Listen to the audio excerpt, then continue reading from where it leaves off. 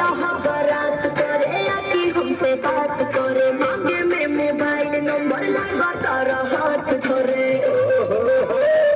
अच्छा मजाक करती हो।